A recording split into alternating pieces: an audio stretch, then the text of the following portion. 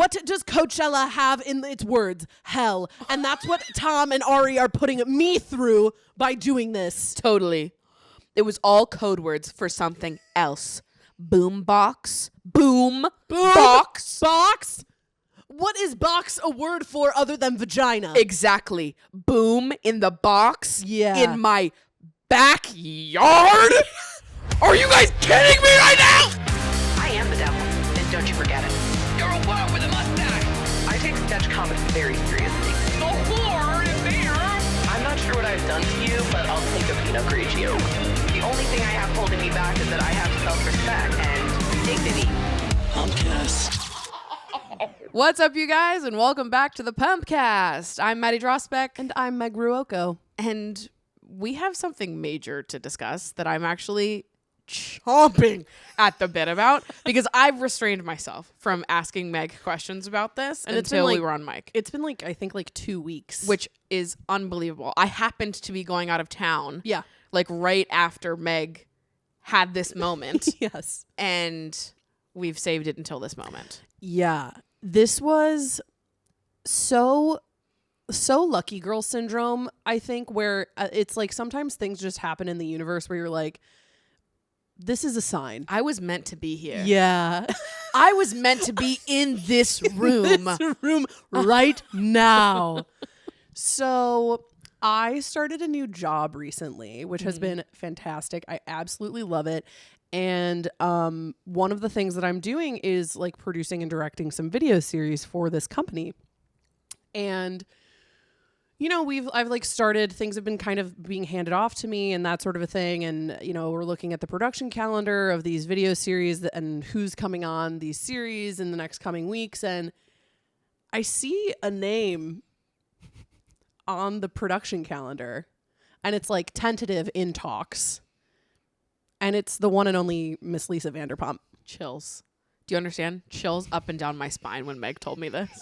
I was like, no fucking way. Yeah. You're going to be in the room, in the flesh, with Lisa Vanderpump. Directing Lisa Vanderpump.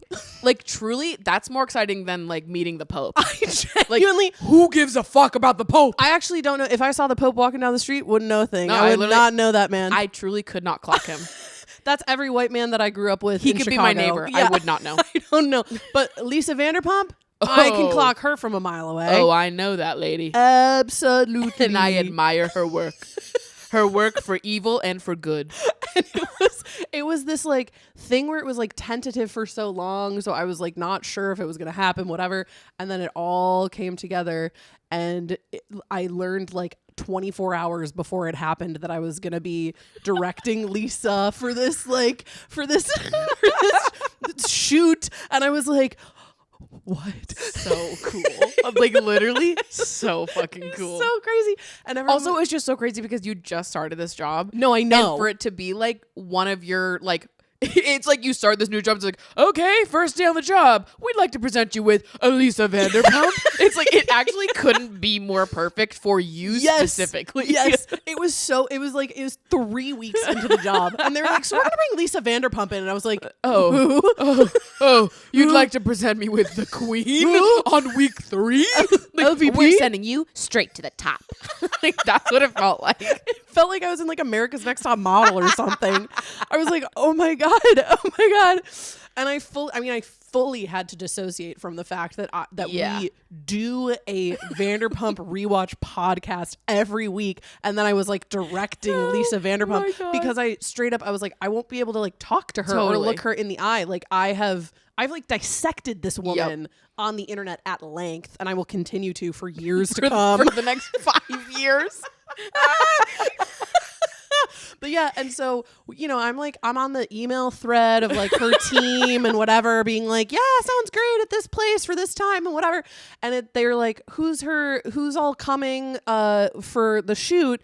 And they were well, it'll be Lisa and her publicist, and then Ken and their dog Donut. And I went, no. Not Ken Todd in the room also. Ken Todd, who I arguably spoke to more than Lisa on the day. That is crazy. Meg, I actually can't even believe this.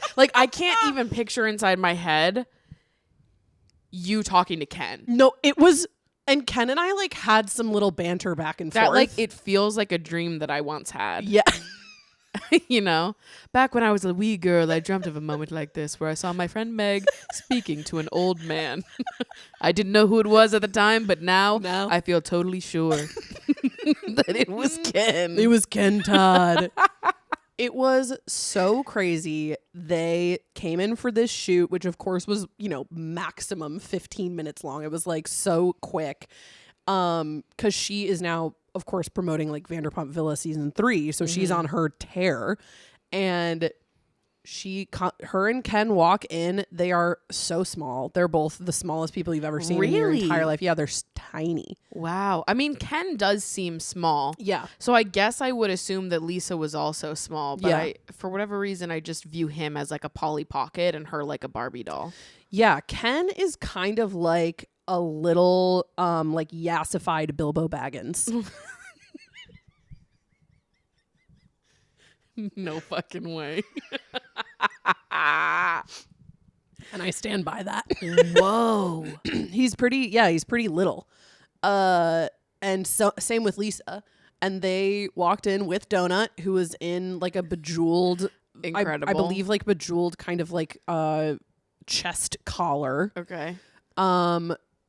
We kind of jokingly were like, oh, does Donut want to be part of the interview? And then Donut was a part of the interview. Donut sat on Donut did want to be a part of the interview. Did want to be a part of it. He sat on Lisa's lap the entire time. Donut was like, well, if you're offering. And then that's when Ken and I had our little banter, because he was like, well, Donut's rate has gone up quite a bit. I can't imagine like I can't even fathom hearing. I wished that I could have been in this room and witnessed it. Genuinely. And if I had been working at this company for even a month longer, I might have honestly been like, can my friend Maddie come? Me in the corner just watching. I'm going to be normal.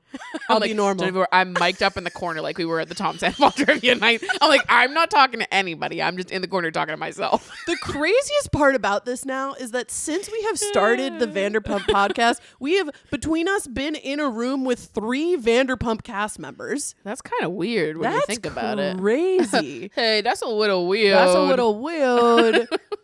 So it was insane. Ken and I had like a back and forth about the dog's day rate. Okay, obsessed. Because I was like, oh, what's the day rate now? And he goes, 2 bones. 2 bones. And then I was like, oh, that we can do. And he goes, and $50,000. 2 bones. 2 bones. 2 bones. Put it on a hat right now. 2 bones. Insane. Lisa, of course, like is so charming and so easy to talk to. Like she's like a master at this. So she was like, you know, she was giving us little sound bites and little like clippable moments and whatever. Love it. Ken during her interview did fall asleep. The range that this man brings to every room he's in. Like he's just, you never know what you're going to get out of that guy. And Lisa was like, Kenny. He's like, sorry. My apologies. I just picture him like open mouth snoring. Lisa's like, Ken. She's like, Ken, are you asleep over there? Up. So yeah, Ken did fall asleep. Pandora called her on FaceTime. She FaceTimed her during the interview. Now that seems like a Tom Sandoval move. Like Totally. when he told Jax to FaceTime him during the trivia night. Like, do you think it was organic or planted? I think genuinely it was fully organic, because Okay, interesting. Lisa seemed like straight up annoyed that Pandora was calling Why is she her. calling me? Like she answered it and she was like, Pandy, I'm on the air right now. Like I can't do it right now. And she like held up her phone to everybody being like, here, Pandora, look, I'm on set. And I was like, this is the best day of my life. I was like, this is incredible. She handed me her bag so I could hand it to somebody else. That's incredible. I was like, wow, the icon that you are. You've touched the handle of Lisa Vanderpump's bag. And the entire time I was sitting there being like, how do I work in the fact that I'm on a fucking Vanderpump Rules rewatch podcast? How do I say something here? Unfortunately, that opportunity never came. But I firmly believe that it was the first meeting of many. Oh, absolutely. I genuinely believe that by the end of this experience, we'll have been For sure. we'll have been repeat bartenders on Watch What Happens Live. You know what? We're manifesting it. We're manifesting it. Come on. Come on. Andy Cohen's gonna love us. Lisa Vanderpump's gonna love us. Jax Taylor probably not gonna love us. He's not gonna love us. But that's probably. okay. We don't need to be loved by everyone. Accepting my haters, Jax Taylor being one of them. Accepting haters. And sometimes Jax Taylor is a part of that category. Wishing for our downfall. Yeah. So That's that okay. genuinely blew my mind. And it was also like an impossible thing to explain to my coworkers who also are like new to me as a person, to be like, you guys have no idea what this means to me. And everyone's like, okay. So what does it mean to you? You're like, this goes deep. Dude, you do not get it. You do not understand. And I'm like trying to be cool in front of my coworkers, but also I'm like totally just freaking out. And they're like, okay, yeah, for sure. It was madness. It was bliss. I mean, it was everything I could possibly want it to be and more. I'm like so happy for you. And soon it will be the two of us. So true. I think if anything, this cemented for me that we do need to have Ken on the pod. That he's got things to tap into. We've been underestimating him. Ken's mind is sharp. His body might be moving slow, but his mind is sharp as a tack. God, love that guy. I love him. And we have to have Donut on the show as well. Yeah, A dog named Donut is just awesome. for sure. It's just so awesome. Yeah. So I met fucking Lisa Vanderpump and Ken Todd, and it Gossip queen himself. just like, I couldn't believe my mind or my eyes or my ears. And this is not the only Vanderpump person that we've had know. interactions with over the past like 2 weeks. Which is kind of crazy. Because And we didn't Queen- pay for this. We one. didn't pay for this. The Queen herself commented on one of our TikToks. Unbelievable. Stassi Schroeder, Diva, Come we on love now. you. She commented on one of our TikToks where it's our dear, amazing friend Jessie talking about how Jax Taylor is the Antichrist. Mm-hmm. And Stassi commented and was like, no, I'm literally dead. Which is insane. And that's the second Vanderpump cast member to comment on that TikTok, because Katie commented on it like a month ago. Yes. We never talked about that on the show. No, I know. We just like geeked out over that on privately. We've had an insane couple weeks over here. Life just keeps getting better and better and better. And I just think it's all coming up us. For sure, it's all coming up us. So this is all to say, Lisa, Ken, Stassi, and Katie, we would love to have you on the pod. Would love to have you on the pod. Anytime. Offers standing perpetually To forever. talk about anything. We don't even have to talk about Vanderpump. No, we don't have to. We could talk about whatever you want to talk about. Literally whatever, we're down. Those episodes more turn into a case study on us. Yeah. Oh. How do we react when put in the room of people that we've psychoanalyzed? That we are like doing a deep character analysis every week on. Can we be normal in a room with Lisa Vanderpump? Well, Methinks no.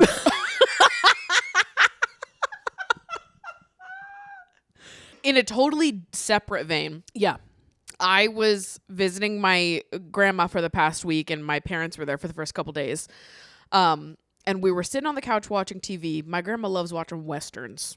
Absolutely. Sure. Go for So it. she had a Western on, and I'm sort of on my phone. I'm not really paying attention. The credits roll. Guess who's the first name on that screen? None other than Steve McQueen.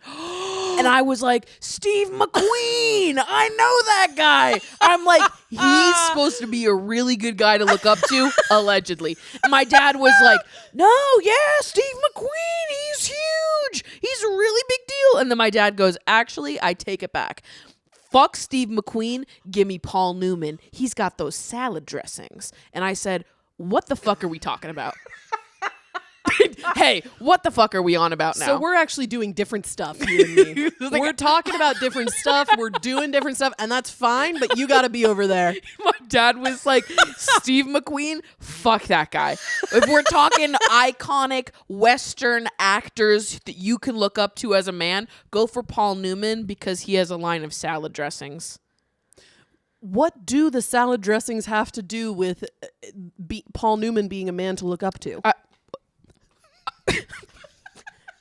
What do you think, audience?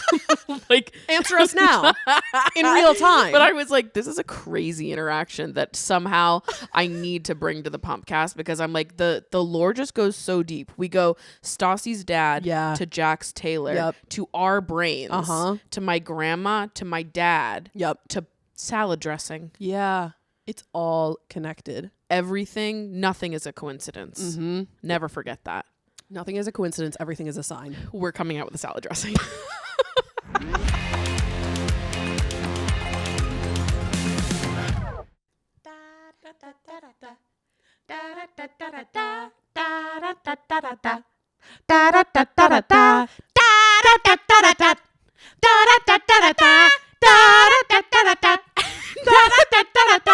What a Villarosa!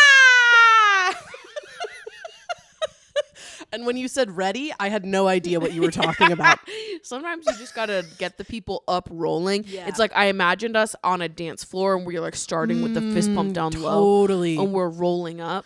You and I would like be Darude Sandstorm. Yeah, you and I would be amazing bar mitzvah dancers. Totally. Whoa. Okay, get me in there. You turn on like a G6, you won't know what hit ya. Fuck. Somebody to Love remix with Usher. Whoa. Fuck, dude. Totally. I'm doing interpretive dance in the back and your grandma's loving it.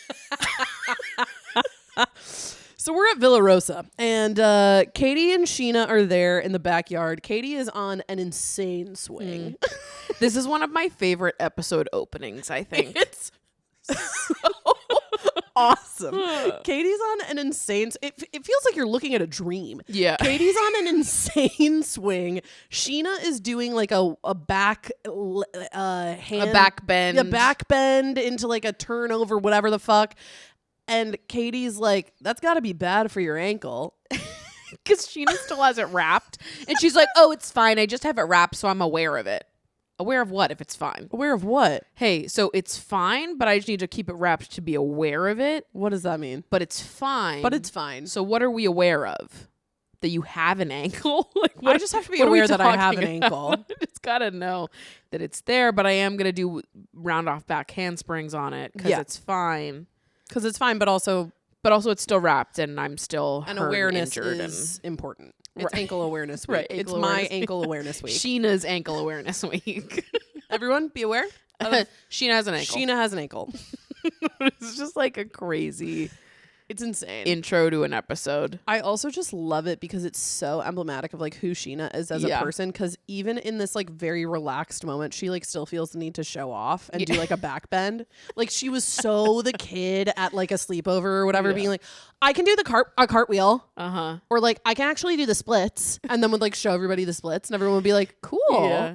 It's also so funny sometimes watching these episodes because this is being filmed in like 2013, 2014 at this point, maybe. And I was still in high school at that time. Yeah. And so I associate that fashion with high schoolers. And so sometimes I have these moments where I look at what they're wearing and I'm like, I can't believe 20 and 30 somethings were dressing like this. Looking at Scheana specifically, I just felt like her outfit was giving high school cheerleader on their way to practice. Yeah, it's weird. I don't know like what if it was like the context of the fact that they were kind of like playing in the backyard or like what it was, but they both just looked like so young in this scene.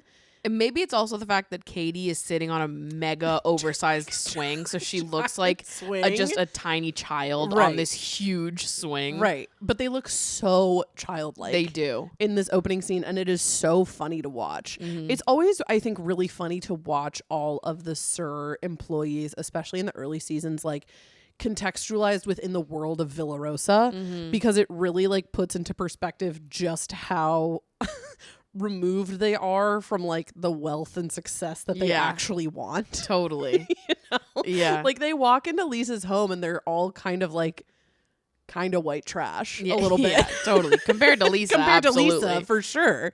They're like, they're just like normal people, but they just like aren't millionaires. Right. Yeah. So they're like, whoa. This is crazy. Right. Let me get on that swing. Right. Okay. And a bunch of other people roll up. Jeremy rolls up. Peter and Tom roll up, as well as Lisa. And they start discussing, I don't know why they're having this meeting all of them just in Lisa's backyard, just like standing around. But it's impossible to say. Maybe Lisa just like didn't want them in her house.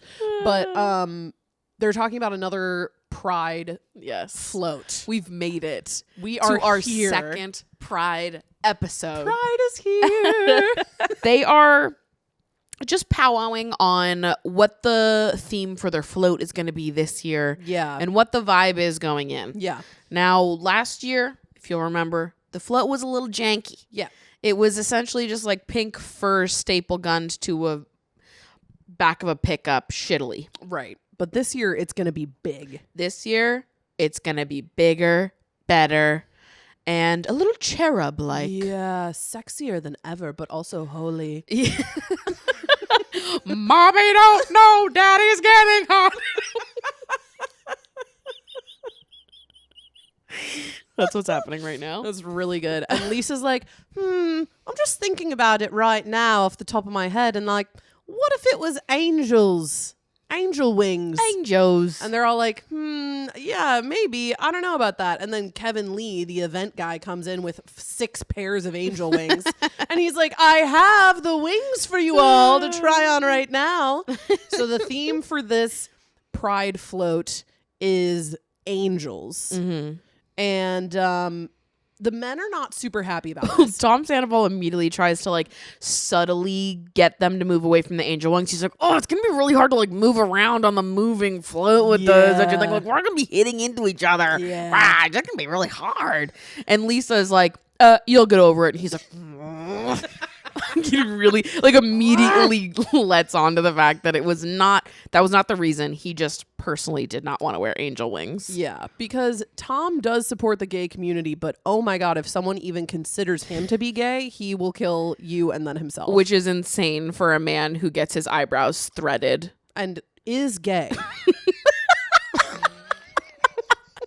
like, I can't. This guy literally removes every hair on his body. Like, I've never seen a clearer example of like a closeted gay man who mocks things so openly that Right. he so clearly just wants to be a part of. I couldn't possibly be gay. I'm not freaking gay. I just really love waxing my whole body and wearing mascara. Yeah. Let me live. But I love fucking chicks.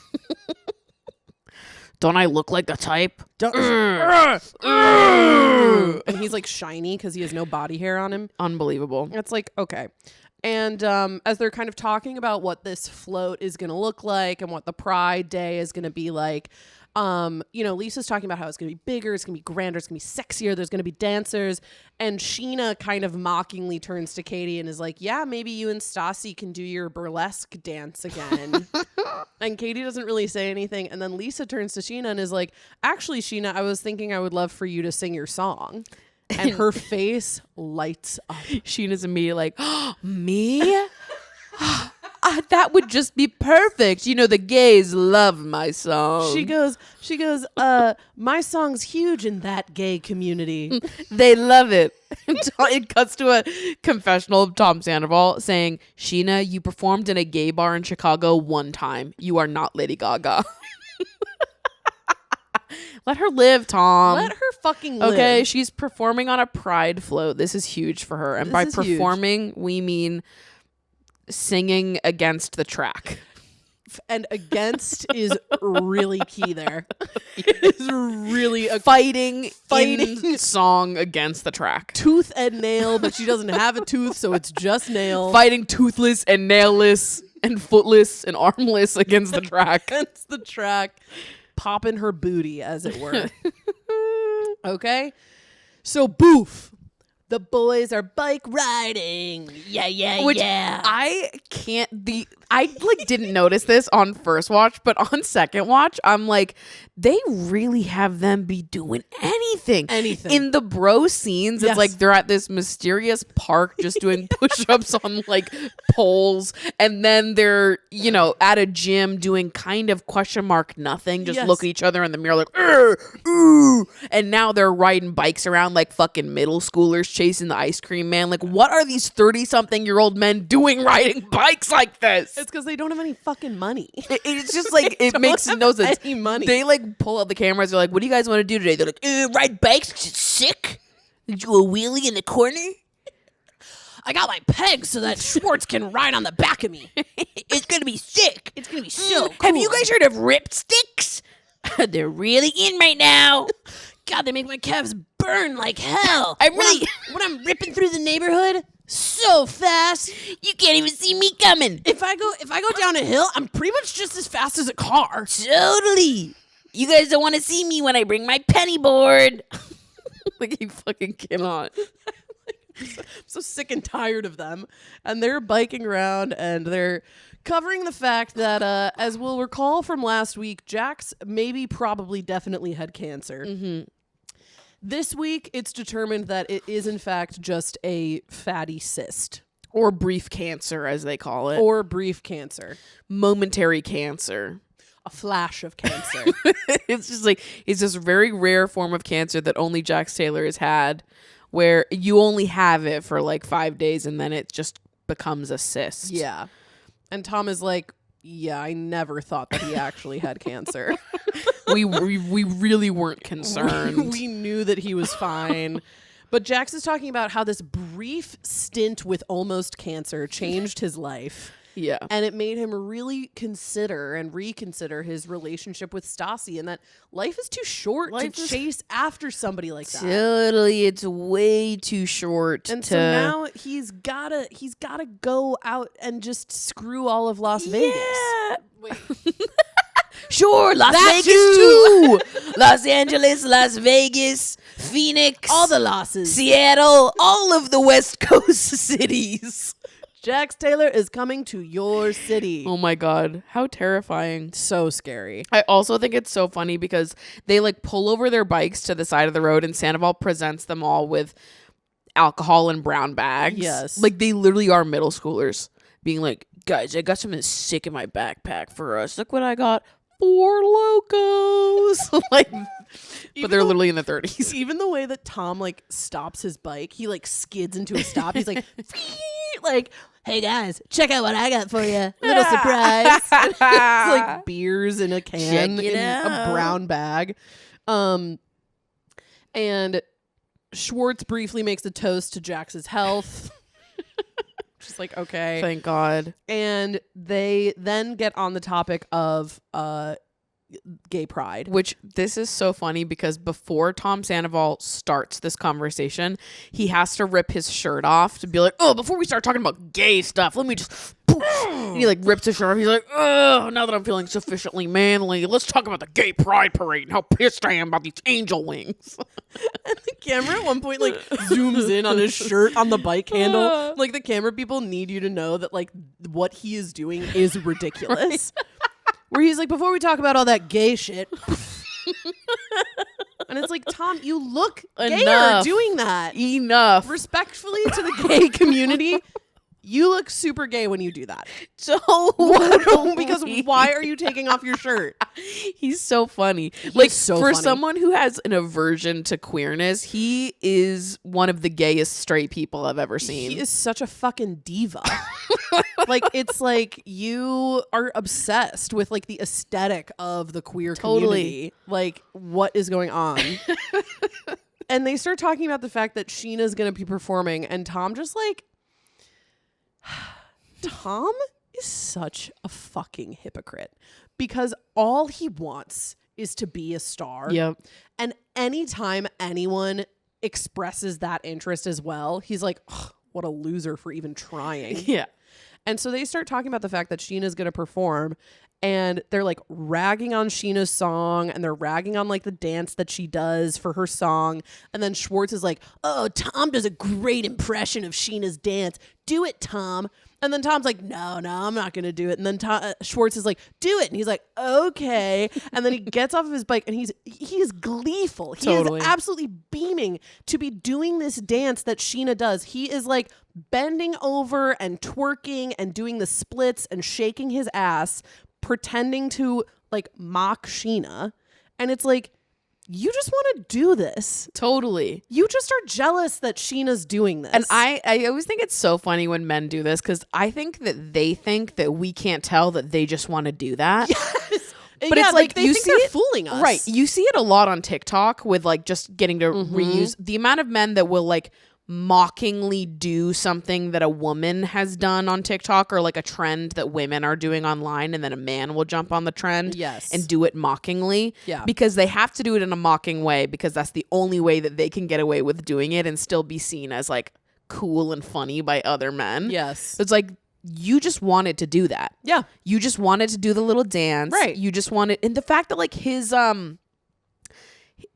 impression of Scheana and the choreography is pretty on par to the point where it looks like maybe he took an afternoon out to just learn the choreography. Yeah. I think you just wanted to learn the dance. I think maybe you just wanted to be a part of it. You just wanted to be a backup dancer, and that's okay. That's okay. You can say that. You can just say, I love that little dance Scheana did. I spent an afternoon watching videos and taught myself a little bit. Yeah. Because you're repeating a lot of the moves beat for beat. He just wanted to be on stage. He literally just wanted to be on stage. And the guys, of course, are like, oh, yeah, she totally looks like that. It's so stupid when she does it, but it's cool when you do it.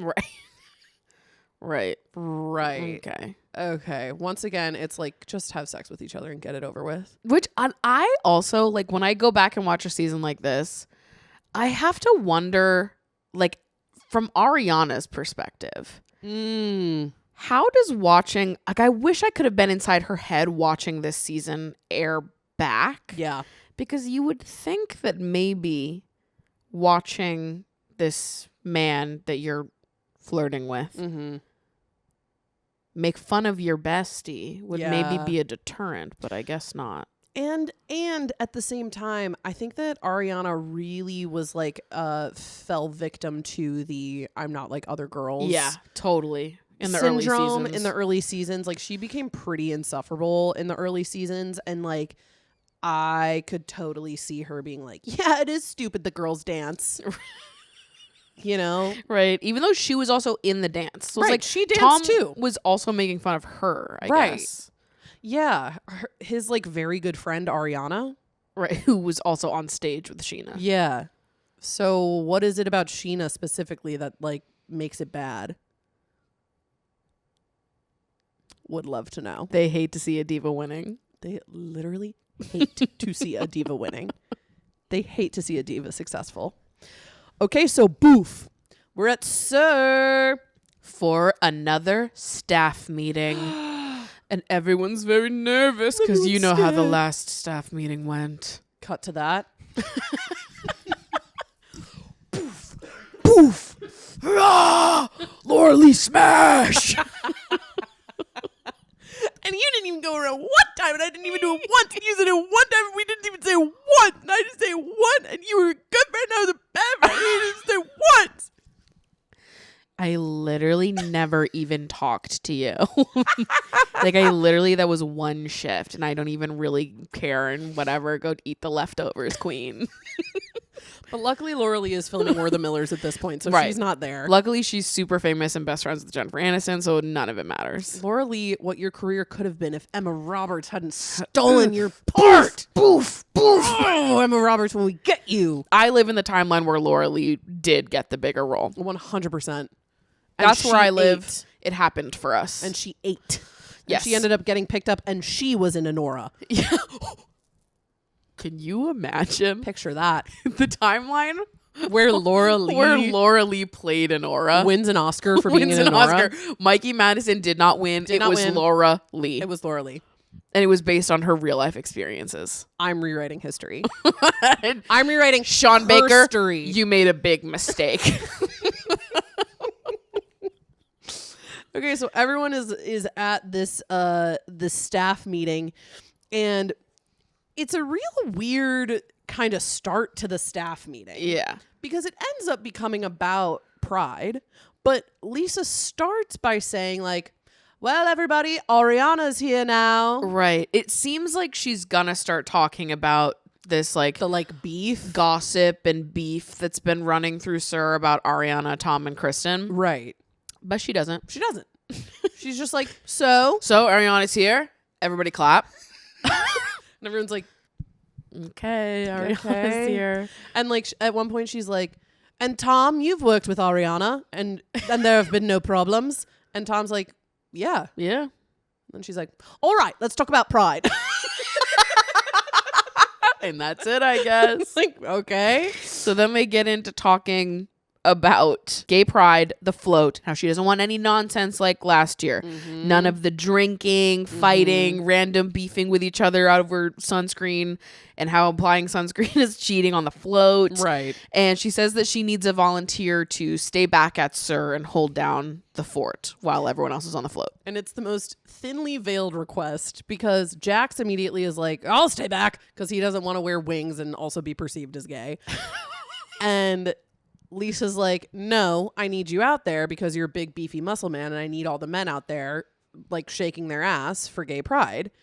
And Lisa says something to the effect of like, well, if no one volunteers, then maybe I'll just pick the person who's caused me the most trouble lately.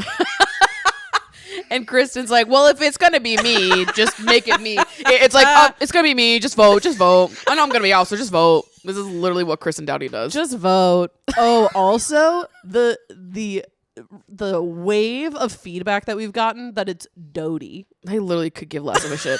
The reason why I say Dowdy is because I know someone who pronounces that same writing As Dowdy? as Dowdy. So I think in my head, because I know someone else with that last name who pronounces it differently, I just automatically say that. I Fair fine. enough.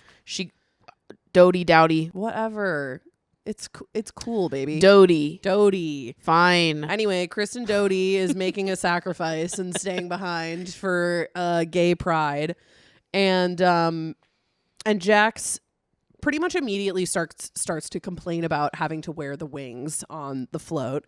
And it feels so, watching the show back, I feel like I am so much more attuned to like when something was a plant to like provide information or not as like a plot point, because for literally no reason at all, Christina Kelly is like, I know why you don't want to take off your shirt, Jax. It's because of your new ink.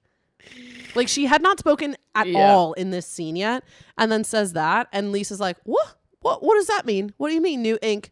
And Jax is like, oh, I got a new tattoo. And she's like, well, see, pop the shirt off. And he like takes his shirt off, and it's that big, awful koi tattoo or whatever.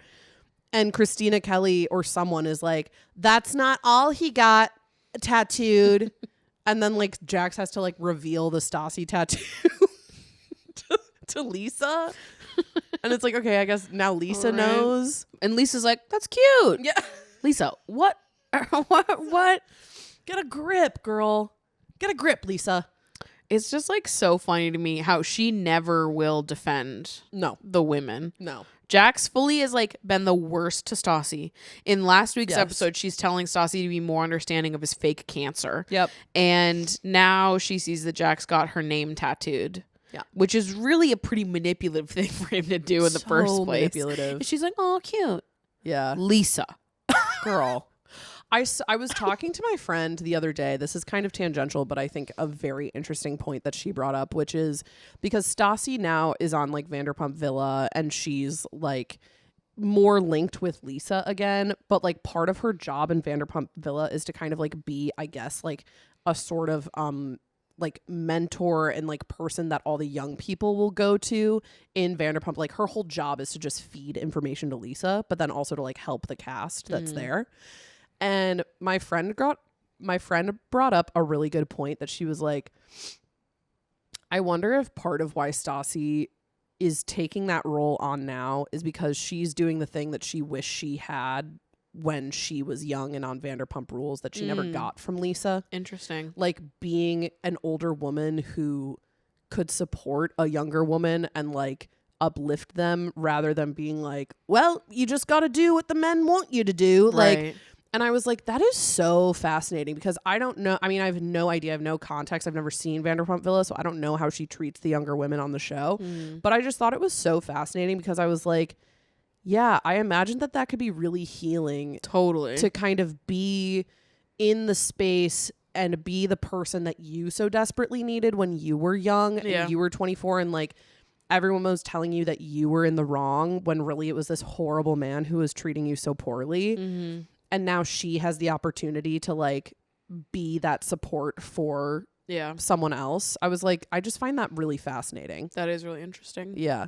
And I just, it was this moment too where I was like, God, yeah, at just every single turn, Lisa just lets Stassi down. I know. In these early seasons. And like I really just feel like it's I feel like a lot of times people see like a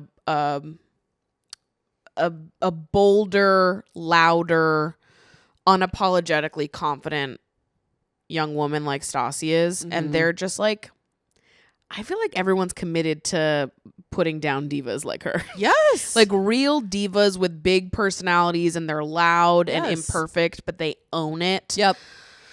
I just feel like people are off-put by those personality types for some reason. Yeah. And even those women are put off by it. Like Stassi and Scheana do not like each other because arguably they have very similar characteristics. Totally. They're both divas who just want to own it. Yep. And instead are like put down by other people constantly.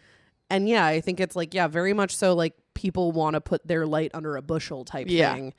And I think I'm glad, I guess, that like Stassi ultimately is kind of too smart for that and was able to like work her way around that in her life. It also always reads to me as people who think that like women like Stassi don't ever need reassurance because they already think highly of themselves. Totally. Where it's like, oh, someone like Stassi couldn't possibly need to be reassured that, you know, her ex-boyfriend doing XYZ or speaking to her such and such a way isn't her fault. Even though she's the one that's putting Jax in his place and screaming at him 9 times out of 10. I think sometimes people assume that women like that don't need support or softness or sweetness because that's not how she necessarily moves through the world externally. Right. But I fear that most of the time they're actually the people that need it the most. I agree. Because they don't get shown that often. I agree. I think that a lot of times they are kind of, like pushed to the side in favor for people who are more expressive about what it is that they need.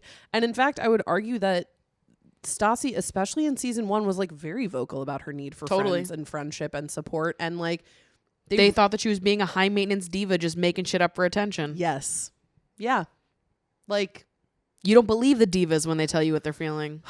God. Justice for the divas. Justice for the divas. Justice for our girl Stassi. Like, she deserves better. Yeah. She deserves better. She deserves Always. justice. Anyway, so Kristen ends up volunteering to be the person who stays back. Yes. For Sir on the float. And it's like, okay, perfect. That's sorted.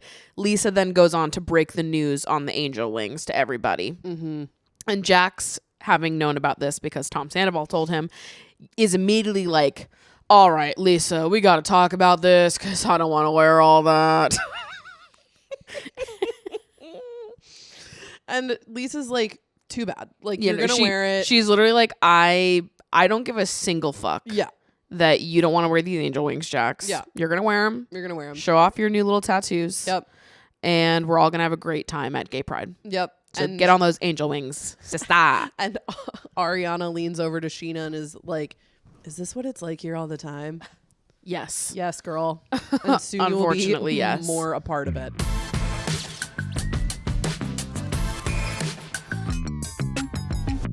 So boof. Da da da da da da da da da da da da da da da da da. We're back at Villa Rosa, and they are building a float, and it looks pretty bad again. Yeah, they're doing the same thing of just like staple gunning fabric.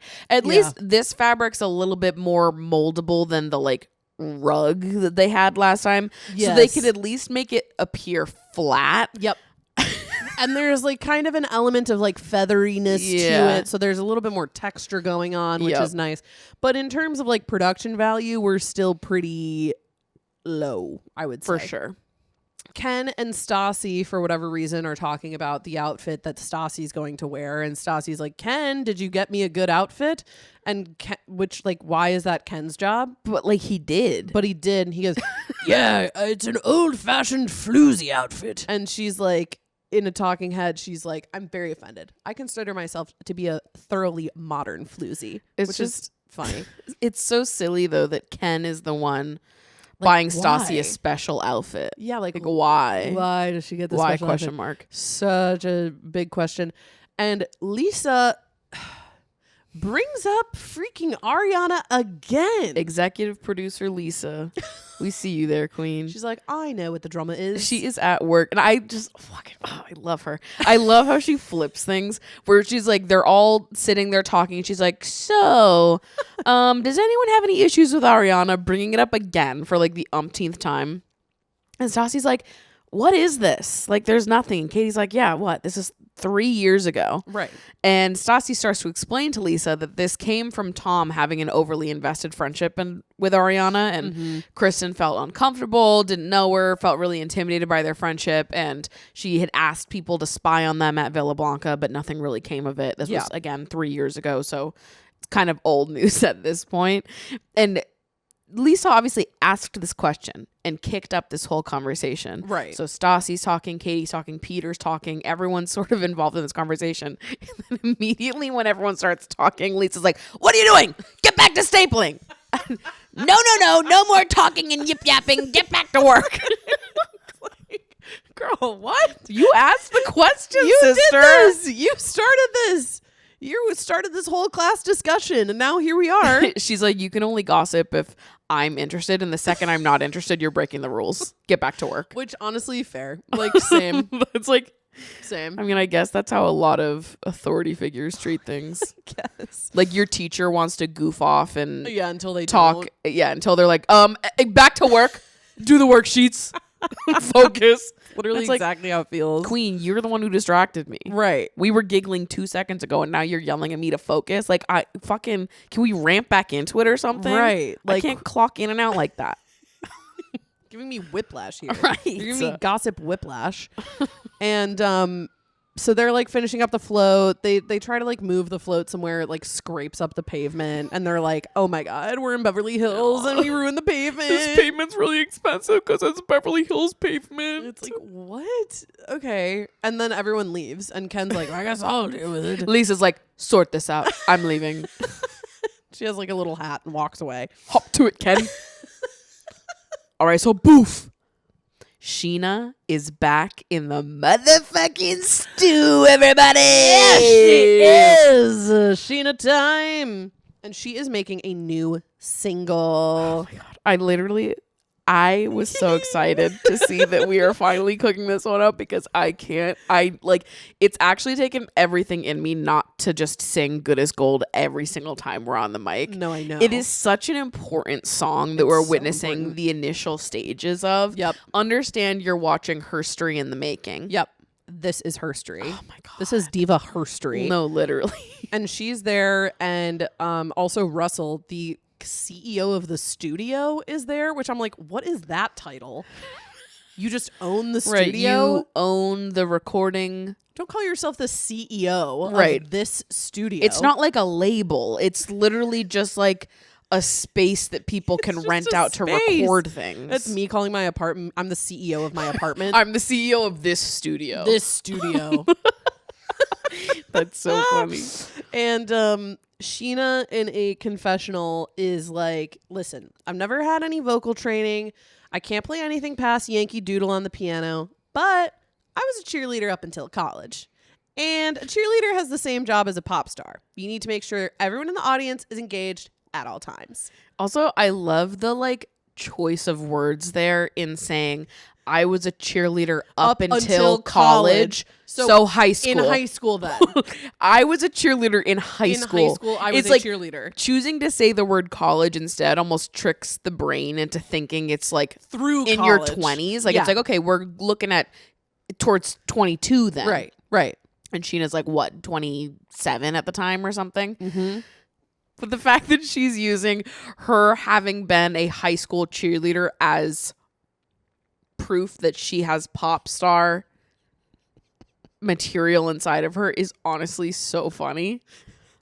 I was a theater performer up until college. I was in my town's production of Oklahoma my Up until sophomore year of college. high school. So many have said that they could totally understand why I would someday maybe be on Broadway. Definitely be a pop star. Sheena's belief that she will be a pop star is Jax's belief that he has cancer. Right. She's like, I will maybe, definitely, most likely, probably be a pop star on Broadway someday. Totally. I do not have any vocal training, and I really can't write or perform or do anything of the sort, but I just have this raw belief in myself that most likely I can and definitely will do this because one time I did a cartwheel. So what are we going to do about that, America? Your move. I'm just imagining the like cheerleader soundtracks. They're like, ready and go. All stars are here to take the crown. And there's like all these sound effects in the background. She's like, we're gonna bring this is energy perfect. to the stew. This is perfect. Wait, this is like where my creative juices finally flow. This is amazing. I'm like so obsessed with her, like her gumption. I want that. I want so badly to be like, yeah, I was on the swim team my sophomore year of college. So I don't know, probably the Olympics is in my future. Hey, Loki, now I'm cracking up. Picturing like I low-key really want to hire someone to make like a cheerleader remix of Good as Gold. Oh my God, I would love that. I write into someone, I'm like, hey, I'm the head coach of a cheerleading team. We want to use this song for our routine this year. If you could just like cheerleaderify Good as Gold. It's like, it's like all these explosion and like gun sounds in the background. Pumpers are here to take the crown. I think it could be really good. PUMPERS. Please. It actually would be so funny. I think we just need to do that. I need to like find on your roof one day. Totally. We record some cheerleading routine just and the then two we of us. just get a bunch of sound effects together. But we're both basses, so at some point we're both just like here as Okay, if we're holding somebody. You're saying that after we get the music, we then choreograph a routine. Yeah. Okay, totally. I am there. I am there completely. Ken is our flyer. Oh, Ken's our flyer. We're bases. Pumpers are here. And Ken's up in the sky holding donut. Donuts are flyer. We just launch a dog into the stratosphere. Okay, no, this is good. This is good. This is good. something. We'll get to work on that. I know you guys said you wanted merch, but what if instead we made up a cheerleader choreography routine and donut was our flyer? And we submitted ourselves to competitions. Are you interested in And that? what if we got accepted and it was just the two of us at a cheerleading competition? 2 30-year-olds at a cheerleading competition? This is honestly fucked up. But it's so funny. I'm like, I don't think there's any sort of thing that a cheerleader does that I could do. No, but we're doing our own thing. But we're doing our own thing. And so is fucking Scheana. So she's blazing her own path. She is. They are playing her some insane sample tracks, and Scheana cares about the one that is the most booty popping. Yeah, so they're just like showing her different beats, and she's in the chair being like, okay, I could picture that one. And then it cuts to her again. I'm so obsessed with her. Like, I know people hate on her so much, No, I but love like her. this scene when you leave Scheana to her own devices, I could watch her forever. I'm like, you say shit that I'm just like, yes. For What sure. is coming out of her mouth? Because she literally, another talking head goes, I love being the center of attention. When I have a spotlight on me, a microphone in my hand, and everyone's looking at me singing my song, it's the best feeling in the world. It's like, yes, she is kind of like Kelly Kapoor from The Office, Yeah, she really is. but like real. yeah. Oh my God, I love her. She is so. I love my Sheen. I love her just being like, yeah, I love being the center of attention. I love when everybody's looking at me. I love when they're praising me. Totally. It's awesome. Which is honestly such a brave thing to say for someone that doesn't have many talents. so little Like, talents. that's so beautiful to be like, listen, I can't write, I can't sing, I can't really do anything, but I love when everybody's looking at me. Like, that's courage. That's awesome. That is raw courage on display. Justice for the divas. Come on. Justice Justice for the divas that divas. lack talent. Yes. Okay. Yes. Our talentless divas. Justice for you. God love you, Sheen. So they're kind of like they finally land on a track that feels most booty popping to her, and the guy that she's talking to is like, all right, so like next step, like you got to figure out a message. Like, what do you want to say? What do you want to get out there? And Scheana's like, sex, fun, partying, drinking, basically just like having the time of our lives. Yeah, so this was exactly what Charlie XCX said when she went in the studio to make Brat. Scheana is Brat. Scheana was Brat in Whoa. 2013. He said, what's your message? What do you want to say to the world? She said, sex, partying, hot, drugs, alcohol, vibes are good. I'm here. Center of attention. Boof. She's a genius. History was made. Herstory was made. Okay, so boof. The boys are at the Wellsbourne, okay? And it's Peter and Jax, and they roll up to their two buddies, Dave and Ben. Who the fuck are these guys? Don't know. I don't know if we ever see them again. I don't think we ever do. And we kind of don't see them in this scene either. They're not even they're like, we're going out with Dave and Ben. And then they immediately disappear and we never see them ever And again. literally, it's like at the end of the scene, Peter and Jax are like, where did Dave and Ben go? And they're like, I don't know. I don't I know. don't care. It's like these were two guys they hired off Craigslist to be like, these are Jax Taylor's best friends that are not Tom Schwartz and Tom Sandoval. Get a load of this. These are to Jax Taylor's like best single friends, so they can like Right. be Right. publicly flirting with women. Mm-hmm. And Jax is like absolutely pumped to be out and about and talking to the girls. He's like, I'm officially single. Yeah. Reader, please note, he's been single for a year at Yeah. this point. Yes. He's just decided not to be, allegedly. And he starts talking to some girl and he's like, yeah, I just went through a breakup. No, you didn't. A year ago. You cheated on your girlfriend a year ago. And you You know broke what, up though? a year ago. You know what, though? He is so every man in his 30s for that.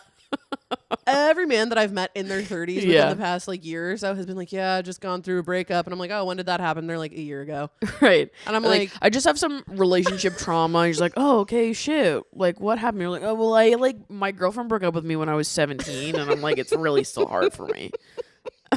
Like, that is how get Jax over Taylor it. is. Get over it. I'm sure that's how he would be now, too. Yeah, so Jax is so excited. He is talking about how this is like his preseason of hooking up with chicks. He's warming up to it. Right. He's getting back into the game slowly but surely. Uh-huh. And pretty much immediately he starts talking to this young woman named Dina, who's a ballerina. Dina the ballerina, ballerina. And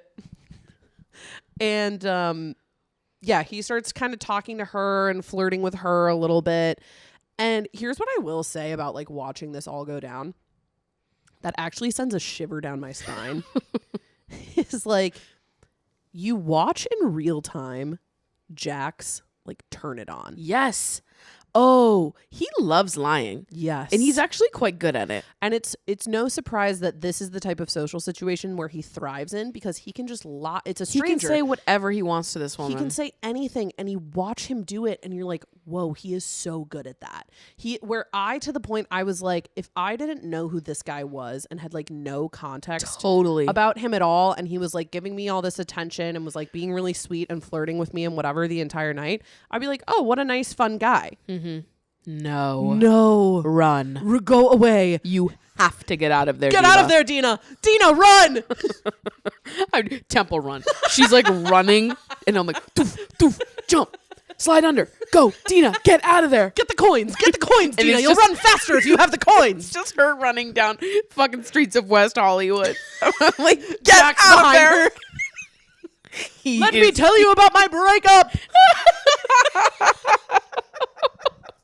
It's like it was scary to watch. It was. because I was like, oh my god, you are like genuine. You have this like mask that goes like shink, and all of a sudden it's on, and you are like got cool, fun guy at the bar instead of the like mess, horrible psychopath that you are.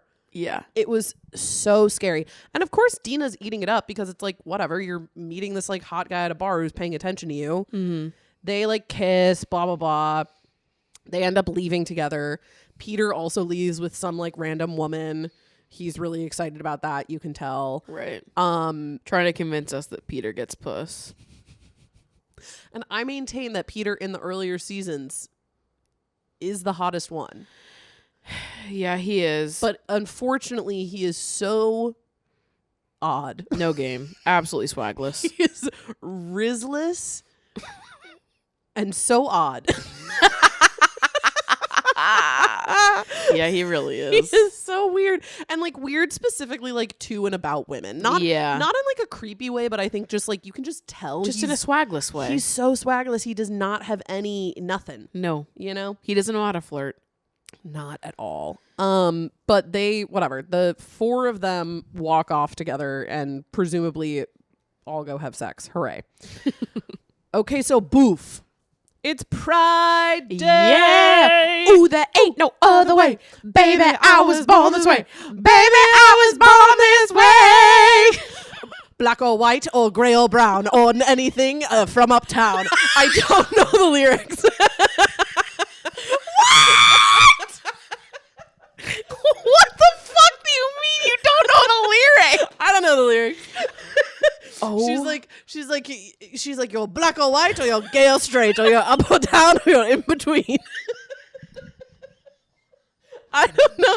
What is happening? She starts listing stuff that you could be at some point. Yes, she does. She does. I can't even. My brain can't compute that you don't know what those words are, though. Like I'm just a little confused. Listen, you love Lady Gaga, and I support you in that. I do. I couldn't tell you. Born This Way, one of her most popular songs. You don't know the lyrics. I don't know the lyrics to Born This Way. What the? I know the chorus. Hey, everybody, look at me and look at Meg right now, and everybody point and go boo. I know the chorus. Well, your day is a straight and no surprise. Okay, it doesn't sound like you know the chorus or whatever the hell you just tried to I'm sing. on the right track, baby. I was born to survive. Ooh, there ain't no other way, baby.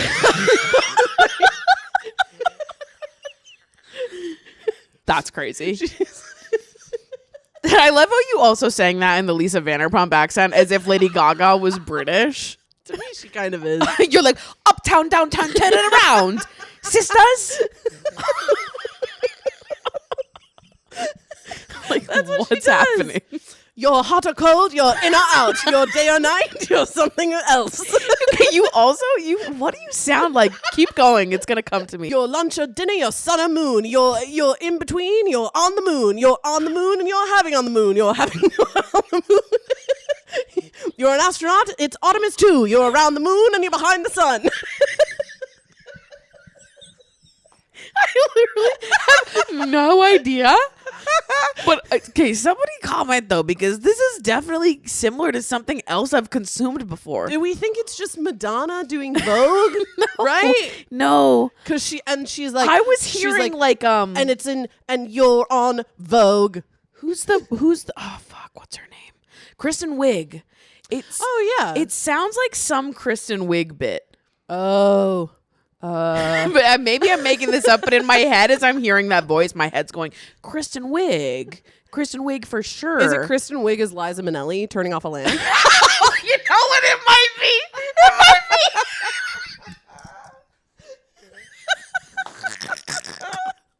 Well, she's like, let me just fussy over here. You know what I think it is?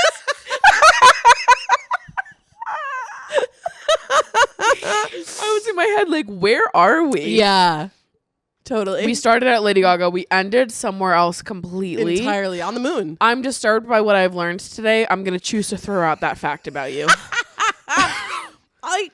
I know the chorus. I'm forgetting I ever knew this about you. Don't worry about it. You have time to learn the lyrics before the next time this gets brought Is up. there going to be a test? Before the next Pride episode. What? You must know all the lyrics to Born This Way. Okay, and I'll start the episode by reciting all the lyrics to Born This Way. I'll do a dramatic reading to Born This Way. Yeah. My mama told me when I was young, we were up on super down. Yeah. See? I know it. It's the first lyric. That is literally the first lyric. What of the more song. could you want from me?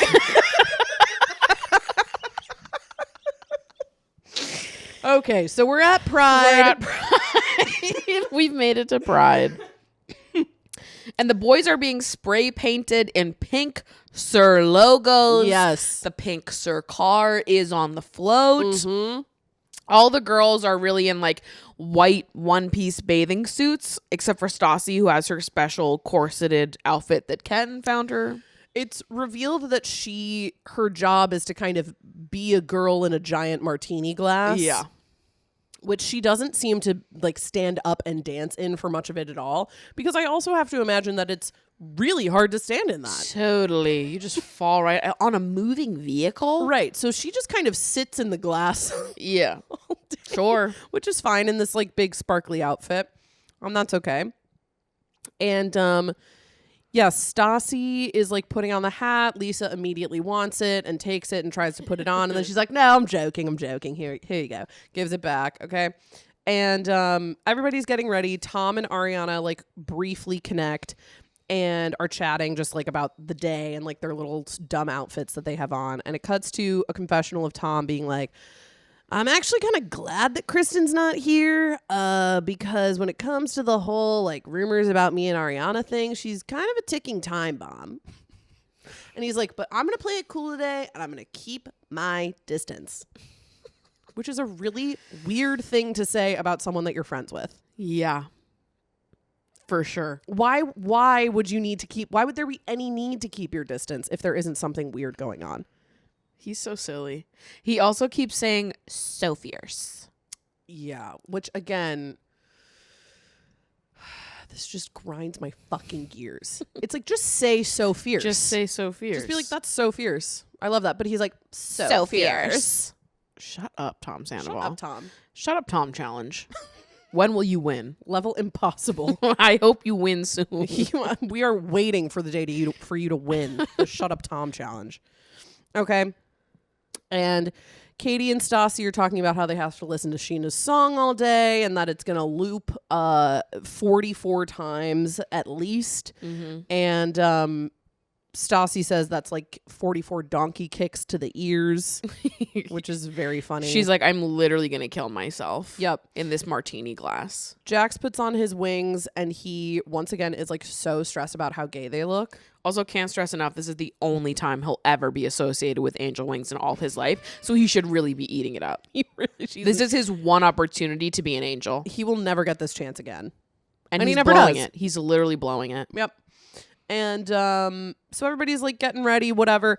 Jax, Tom, and Peter are all sneaking one singular beer before getting on this float. They each have a beer and they're like, and they're drinking the beer. And it's like, what is that going to do? Right. You're not going to get drunk from this beer. If anything, it'll just make you feel like kind of lethargic before you go out into the hot, hot sun and stand on your feet for the next 3 hours. Why are you drinking this beer? Whatever. Lisa comes up, finds them, is like, what the fuck are you guys doing? I thought you were better than this. Takes the beers, which is very funny. There is a moment where Jax in a confessional is talking about like his discovery of gay people. No, this one is so funny. So I'm like, what is he even saying? He literally is like, he's once again just like saying nonsense where he's like, yeah, I like grew up in the Midwest. So like, I didn't really know about gay people until I like moved to LA, which first of all, I grew up in the Midwest and I knew about gay people. I'm like so straight. I didn't even know about the whole gay thing. Didn't even know that was like a thing, but like there are a lot of gay people in the modeling industry. Out in Michigan, it is straight, only straight people in Michigan. That's actually, and it's actually a rule in Michigan is that it's only straight people. You have to be straight if you're in Michigan. Straight if you're in Michigan. So I like literally never even heard like whispers of being gay when I was in Michigan. It's like, okay. You guys are all so insecure about your sexuality. You have to be like, I literally like, I didn't even know about it. I didn't even know.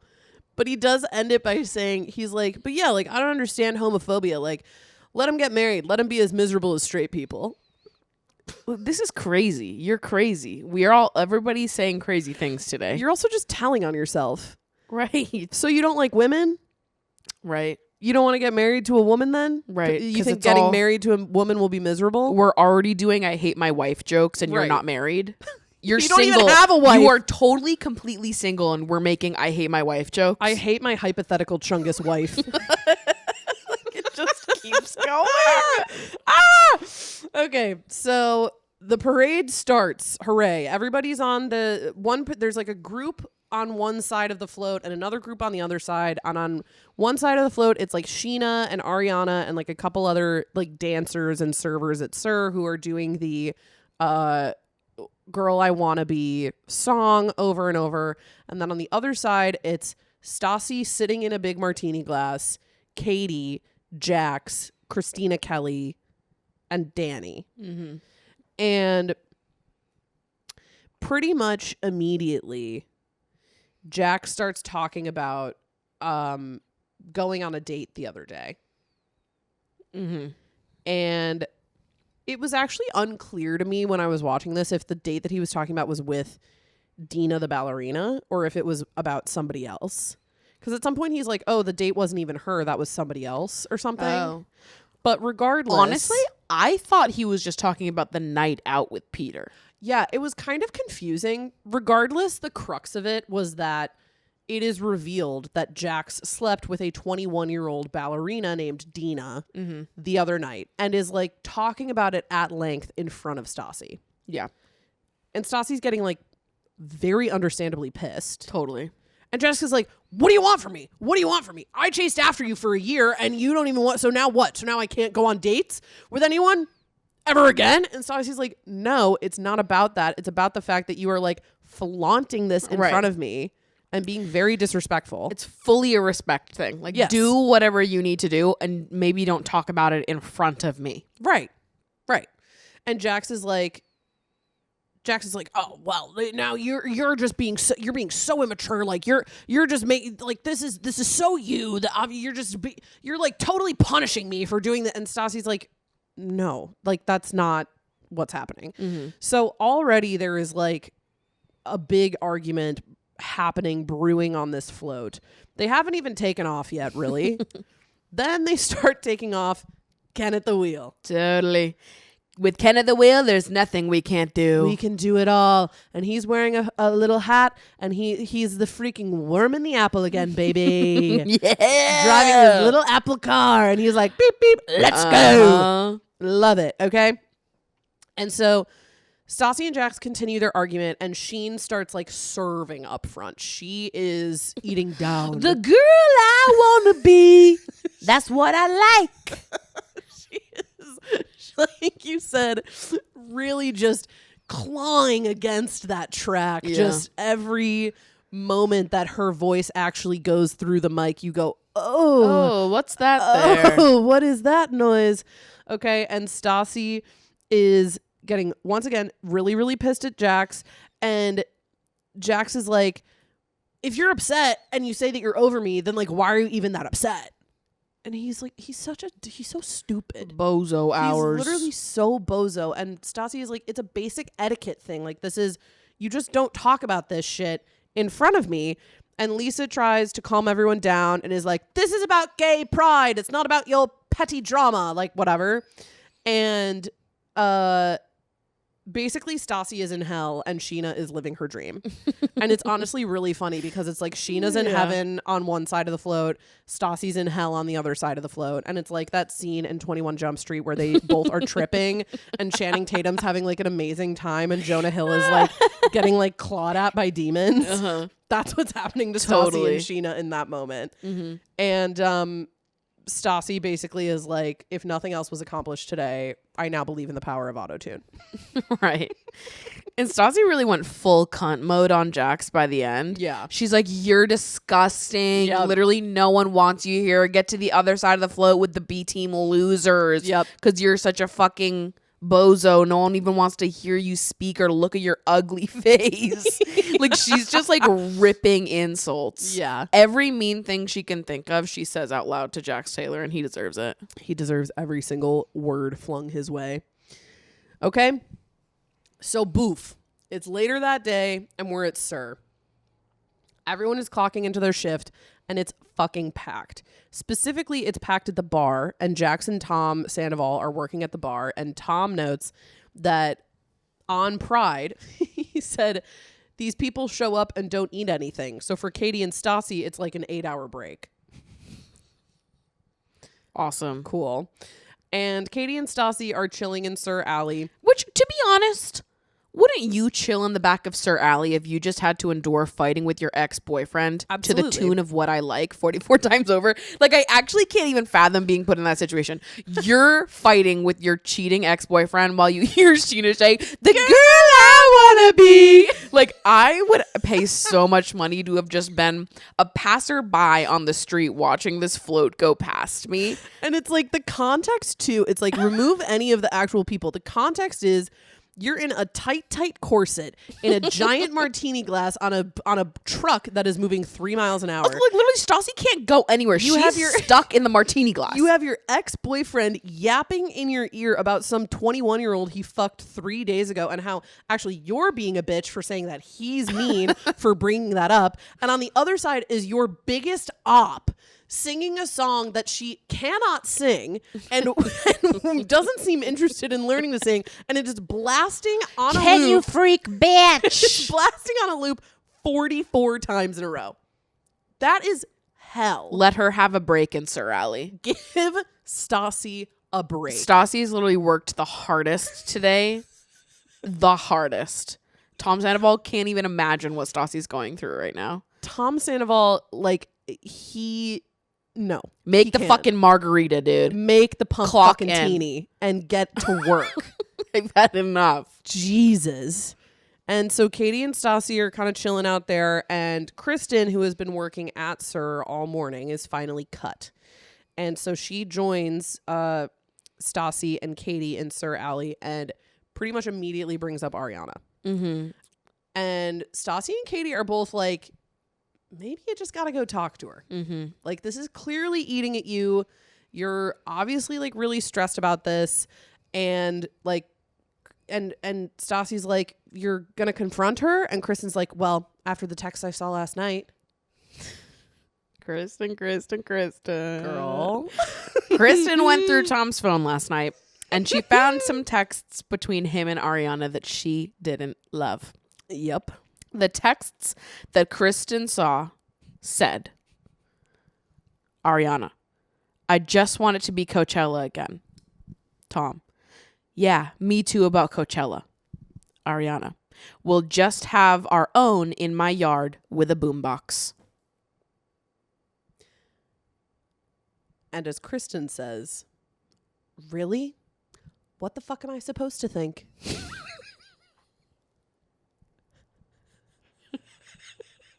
Like, it's so funny because I like 15% understand her. Like, I'm like, okay. Right. They're friends. Right. And it's like friendly. Mm-hmm. I don't necessarily think that this exchange is the most concerning thing you could have read. Here's the thing. In the context of all that we know about the Vanderpump world and what happens in this timeline, I am more inclined to give Kristen grace. Mm-hmm. This specifically is so insane. Right. For Kristen to read that exchange and be like, I knew it all along. The proof was right under my nose. I just think she could have read anything and she would have been like, see, and I told you guys. He literally had sex with her. They literally have been fucking this whole time. I miss Coachella. Me too. Me too. We can have our own Coachella in my backyard. Okay. So what am I supposed to even think about that? Okay, and later on in the scene, you see, like, I think Tom or Kristen is like holding up the phone, and I paused it to look at the text messages. Mm-hmm. He responds to her saying, we can do it in my backyard, but being like, oh, you have a yard? Like, it is literally the dumbest conversation ever. It's like, really, it gets even dumber when you see more. Like, it's not like he responded being like, oh, that'd be so fun. We should get drinks. He'd be like, oh, you have a yard? Like, it was like the least flirty thing I've ever read. Yeah, it's like, it's so crazy because like we've actually seen them on screen be flirtier than that. And Kristen, it is so funny that Kristen has selected the least flirtatious exchange of all and been I knew it all along. Do you see? Do you see what I'm seeing? Read between the lines. Oh, we're gonna with a boom box. We all saw that movie with the boom box. Coachella. In the backyard. What does Coachella have in its words? Hell. And that's what Tom and Ari are putting me through by doing this. Totally. It was all code words for something else. Boom box. Boom. Box. Box? What is box a word for other than vagina? Exactly. Boom in the box. Yeah. In my backyard? Are you guys kidding me right now? So you're having anal? So we're doing regular sex and anal sex at the same time. You're kidding me. We really are in Coachella. Coach. Hell. Coach, like the class in an airplane that's behind first. First, I'm the first girlfriend, and your coach coming up behind me to sleep with Tom, my boyfriend, in the ass? Fuck! I knew it! And you guys thought you could lie to me, and you fucking couldn't! Because I got it, and I'm on the case, and you losers and bitches thought that I wouldn't know, but I do! Oh my God. So Katie and Stassi are like, why don't you go talk to her? Hey, why don't you just go talk this one out? She's like, you know what? I will. Fine. And she's also like notably wearing this like very cutesy little like flower which is so funny because she is like crashing out. And she walks up to Ariana, who it's also so funny because she is like, she's off from work now. So she's just like sitting around stewing. Ariana and Tom are both like very much so in like the middle and heights of their shifts. Right. So they are like working so hard. And Kristen wants to have these like really intense conversations with the both of them. Mm-hmm. And she walks up to Ariana and is like, all right, girl, let's chat. And Ariana's like, okay, what's up?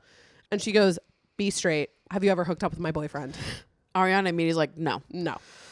Nope. Never kissed, never hooked up, never nothing. Yep. And she's very calm about the whole thing. Yeah. And Kristen, it cuts to a confessional of her and she's like, Ariana's reaction is weird.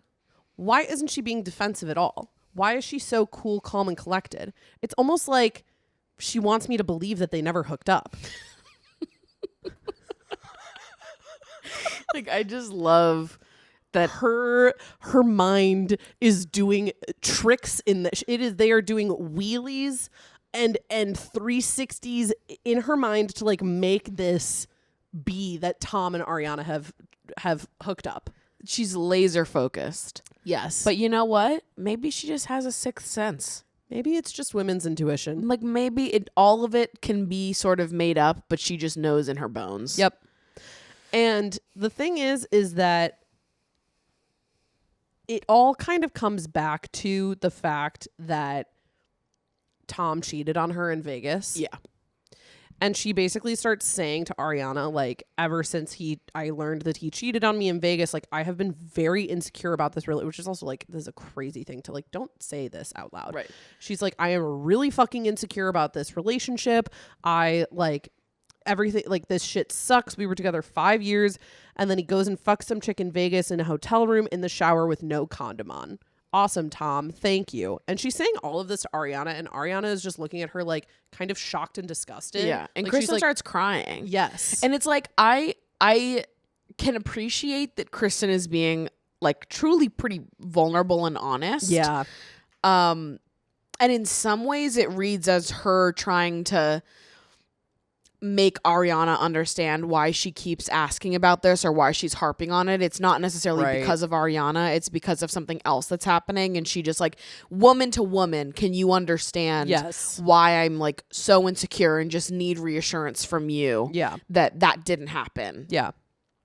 And I can like appreciate the vulnerability there. And also it's like a little misplaced since she doesn't know Ariana like that. Yeah.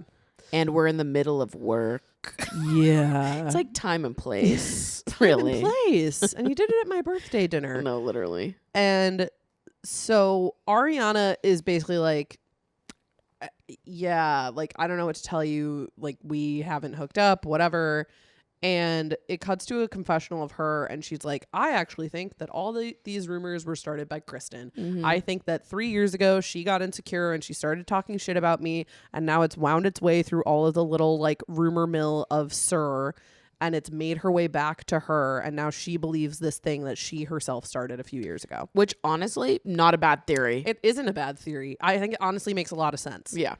And Kristen's like, okay, well, I'm going to go. And she's like so visibly distraught. And Ariana's so unbothered. And she's like, okay. Okay. All right. Anyway, so. Okay. So boof. We're back out at Sir Alley. Jax comes out to the alley and is on his phone. Katie and Stassi tried to talk to him. And he's like, I'm on my break. I don't want to talk. They like immediately start rage baiting him. Yeah. They're like, Jax. He's like, I'm on my break. I don't want to speak. They're like, go take your break somewhere else then if you don't want to talk to us. They're like, why are you over here? Stassi's like, you're such a bad person. Yeah. Like, she's just like, did you ever watch, what was that show? Awkward? Yes. You remember that girl that was like, you're welcome. You're welcome. That's like the energy that Stassi and Katie are bringing to him. They're like, you're such a bad person. Yeah. Oh, look at him crying over there with no friends.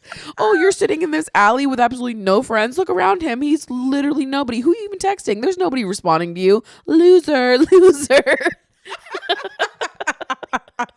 And then Jax like kind of walks over where he's like sitting in the door, like the exit to Sir Alley, so that like the girls can't physically see him, but he's still only like 20 feet away.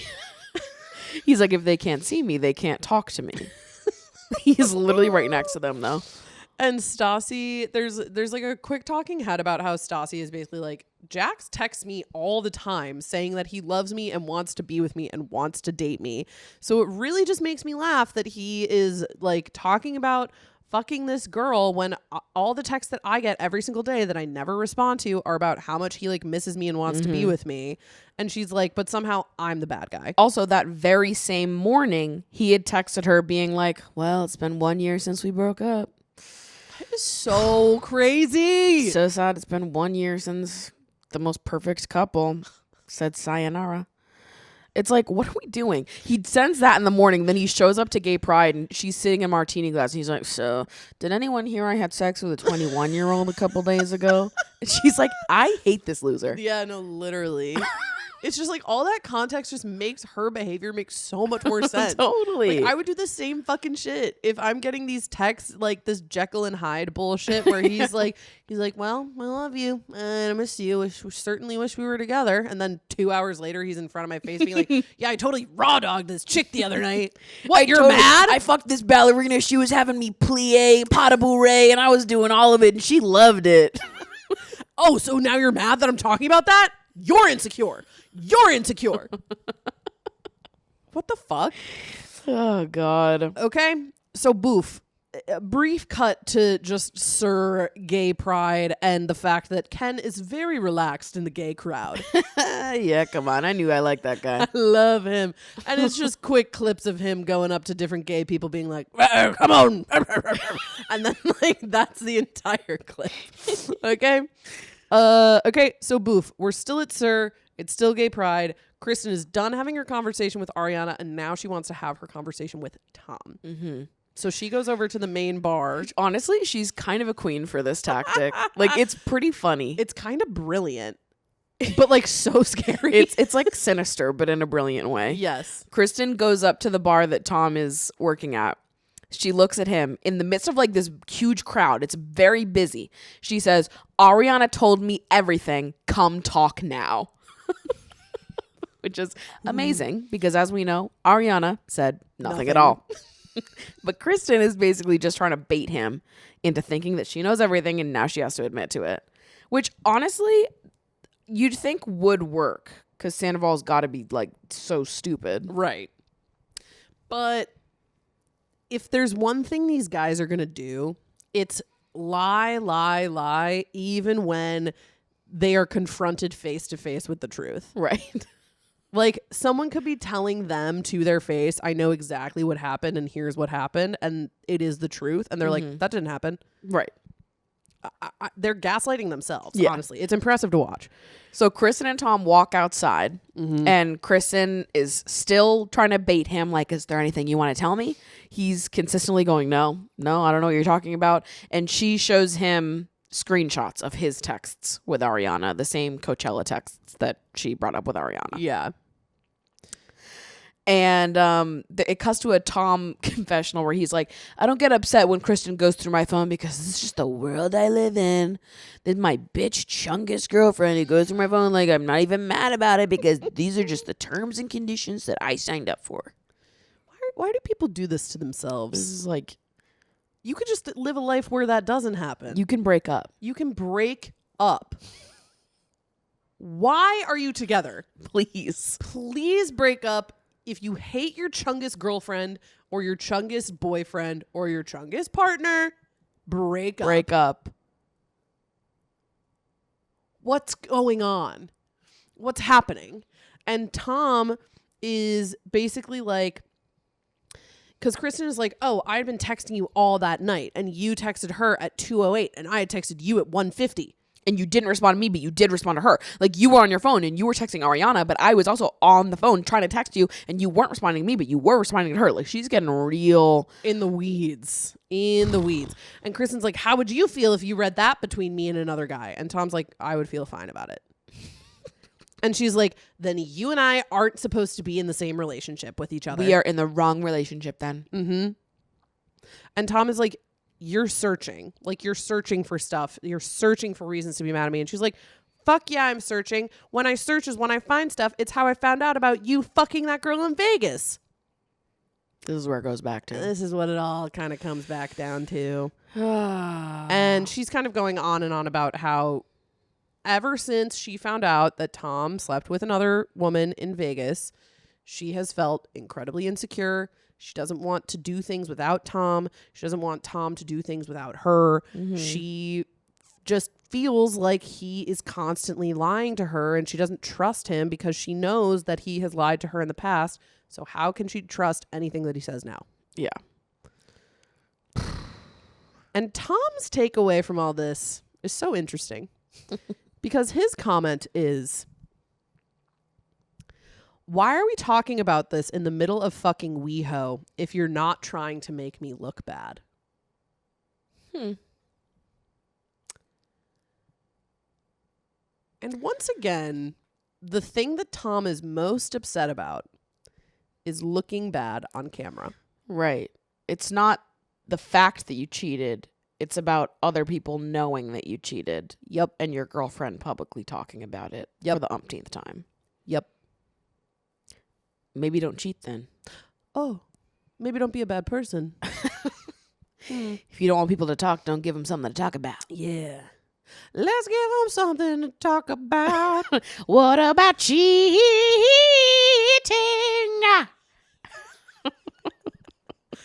It's basically the surf slogan. It's literally, that's the jingle. that is the theme song. Fuck Yeah. Dina Dudley. Get her out of here. Let us do the new intro song, please.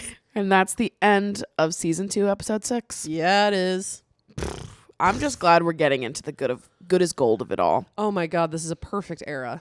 It's a perfect era that we're in. Season 2, there is something about season 2 that is just magic to me. And as I'm watching this, I'm also like starting to sniff James Kennedy. Like I can smell him coming. Oh my God. I'm like, hold on. He's on the wind. I think he's near. Winds in the east. There's a mist coming in. I'm not kidding. I Googled. I was like, when does James Kennedy like officially start on Vanderpump? Because I was like, I think he's near. When is it? It's season 3, but he does have a cameo in season 2. Excellent. He's just like a part of the staff, not a part of the cast in season 2. Perfect. So if you look in the background, maybe you'll see him. James. You're walking in the woods. Donna. God, I can't freaking wait. Thanks for listening. Thanks for listening. watching. Thanks for following us on socials. We've been, honestly, our clips have been, hello. Slips. Our slips. I'm like, that sounds a little, okay. Yeah. our clips have been slaying. Yes. So thank you guys for following our socials and helping us promote the show now that we can do that. If you haven't followed us yet, please do at Pumpcast Rules on both TikTok and Instagram. And you can follow me at Maddie Drospect. And you can follow me at Meg Ruoko. And we will see you guys in next week's episode. Bye.